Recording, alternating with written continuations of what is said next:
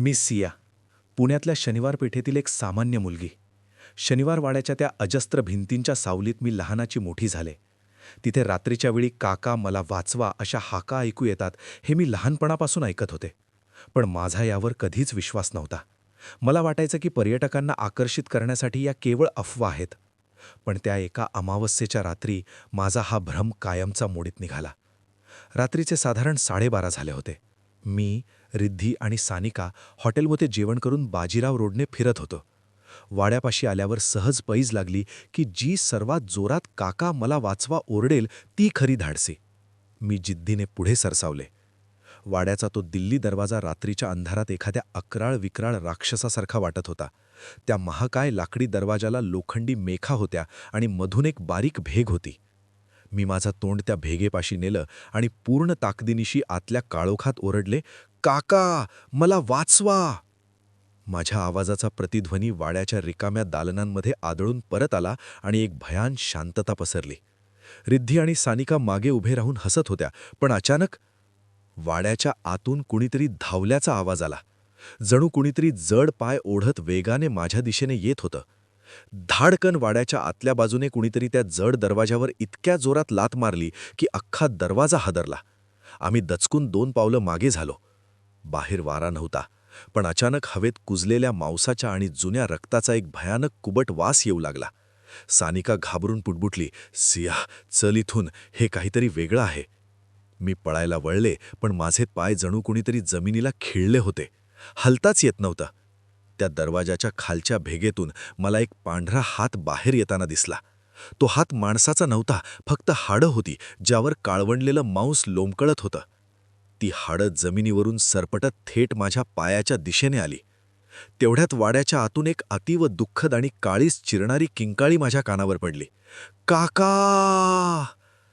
तो आवाज इतका भीषण होता की माझ्या कानातून रक्त येईल असं वाटलं. मी कसाबसा स्वतःला झटकलं आणि आम्ही तिथून गाडीवर बसून पळालो. घरी पोहोचले तरी तो कुबट वास माझ्या अंगाला चिकटलेला होता. थंडी वाजत होती म्हणून मी अंगावर चादर घेतली, पण ती ओढताना मला माझ्या गळ्यावर प्रचंड जळजळ जाणवली. मी धावत जाऊन आरशात पाहिलं. माझ्या गळ्यावर रक्ताळलेल्या हातांचे 5 बोटांचे निळे काळे ठसे उमटले होते. जणू कोणीतरी त्या वाड्याच्या काळोखातून माझा गळा आवळून मला आत ओढण्याचा प्रयत्न केला होता. मी आरशाकडे पाहत असतानाच माझ्या मागे खिडकीच्या काचेवर रक्ताने एक शब्द उमटला, "वाचव." खिडकीवर रक्ताने उमटलेला तो वाचव शब्द पाहून माझ्या काळजाचा ठोकाच चुकला. मी थरथरत्या हाताने तो पुसण्याचा प्रयत्न केला, पण तो काचेच्या हातून होता की बाहेरून हेच मला कळेना. घरात आम्ही तिघीच होतो, मी, रिद्धी आणि सानिका. आईबाबा गावाला गेले होते आणि आता ती शांतता आम्हाला खायला उठत होती. आम्ही तिघीही कशाबशा एकमेकींना धरून बेडवर जाऊन पडलो.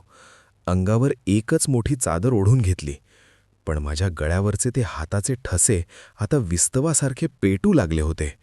मी डोळे मिटले, पण डोळ्यांसमोर फक्त शनिवार वाड्याचा तो रक्ताळलेला दरवाजा आणि तो हाडांचा हातच येत होता. रिद्धी शेजारी रडत होती, तर सानिकाचं शरीर भीतीने थंड पडलं होता. अचानक माझ्या पलंगाच्या खालून एक आवाज आला, कटकट, कडकड. जणू काही सुकलेली हाडं एकमेकांवर घासली जात होती. आमचा श्वास रोखला गेला. कोणाचीही हालचाल करण्याची हिंमत नव्हती. तेवढ्यात माझ्या बेडच्या बाजूला असलेल्या त्या जुन्या लाकडी कपाटाचा दरवाजा आपोआप उघडला. कर्कश. सानिकाने थरथरत्या हाताने टॉर्च चालू केला, तर कपाटाच्या आतून पांढऱ्या धुरासारखी एक आकृती बाहेर येत होती. त्या धुराला हळूहळू एका मानवी शरीराचा आकार येत होता.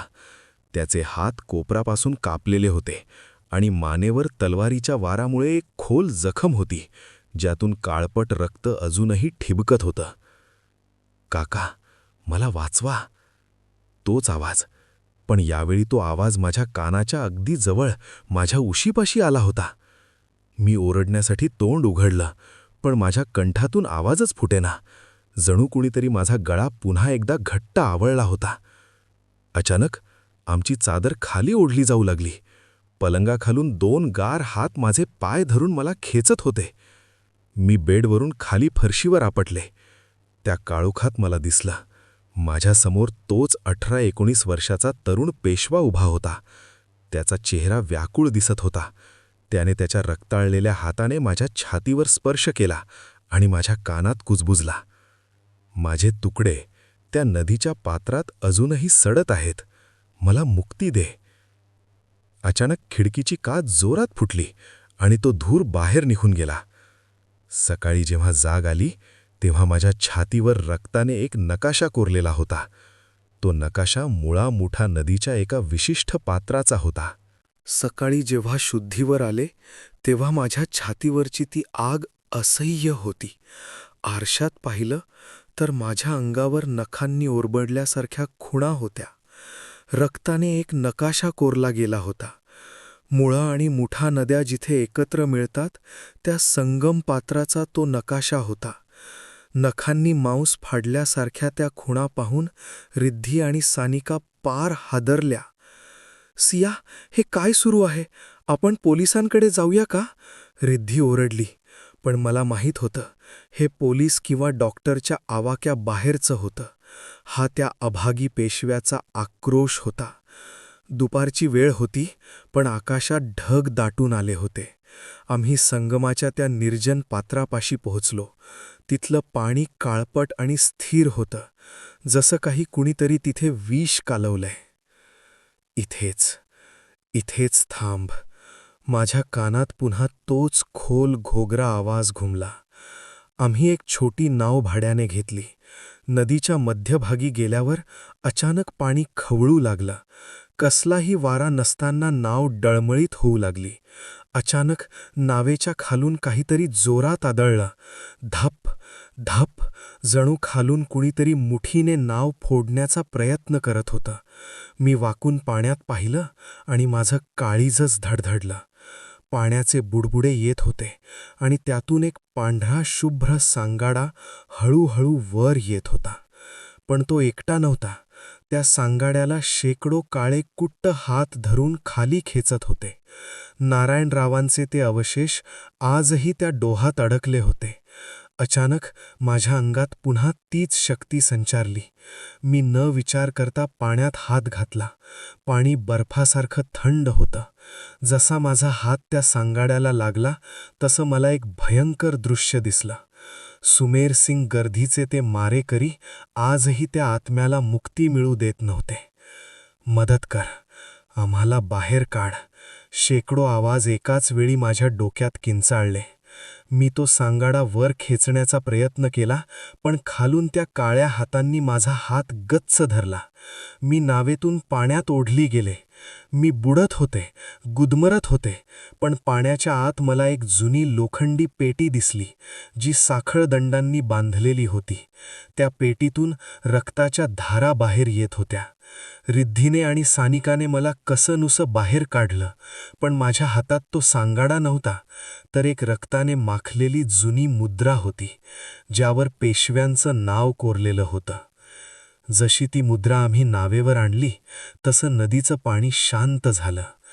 पण काळजातली धडधड थांबली नव्हती, कारण त्या मुद्रेवर आता रक्ताने माझं नाव लिहिलं गेलं होतं. सिया.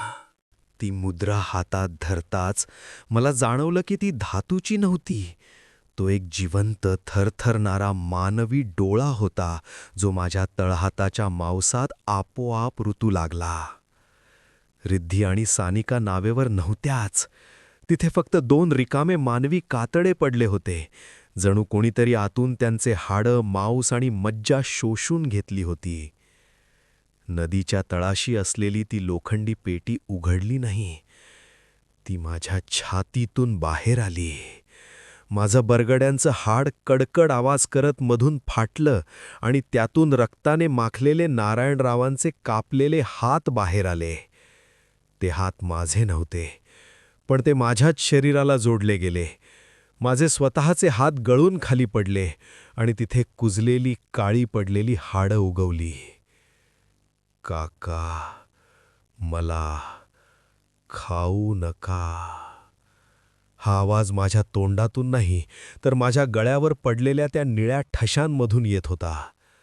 मला जाणीव झाली की 1773च्या त्या रात्री जे काही घडलं ते संपलेलं नाही, ते एका न संपणाऱ्या लूपमध्ये अडकलंय.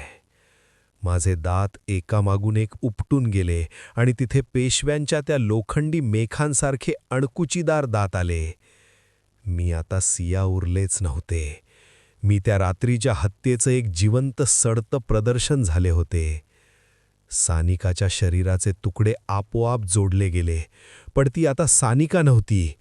ती सुमेर सिंग गर्दीचा तो मारेकरी बनली होती, जिच्या हातात उघडी गंजलेली तलवार होती. तिने माझ्या मानेवर वार केला, पण मी मेले नाही.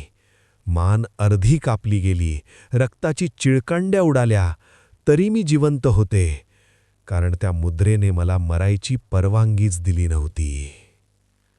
आजही मी पुण्यातल्या गल्ल्यांमध्ये फिरते, पण कोणाला दिसत नाही, कारण माझं शरीर आता शनिवार वाड्याच्या त्या काळोखाचा भाग झालाय.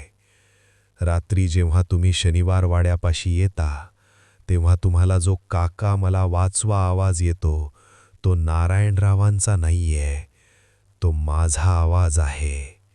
माझी कापलेली मान जेव्हा रक्ताने भरते, तेव्हा तो बुडबुड्यांसारखा आवाज निघतो. शनिवार वाड्याचा शाप मुक्ती मागत नाही, तो पुनर्निर्माण मागतोय. दर अमावस्येला मी एका नवीन शरीराची वाट पाहते.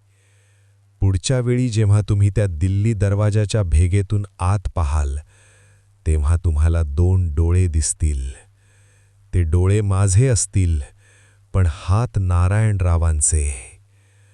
आम्हाला तुमचं मांस हवंय, तुमची हाडं हवी आहेत आणि तुमची न संपणारी किंकाळी हवी आहे. सांगा, तुमचा कोणता अवयव आम्हाला अर्पण करणार?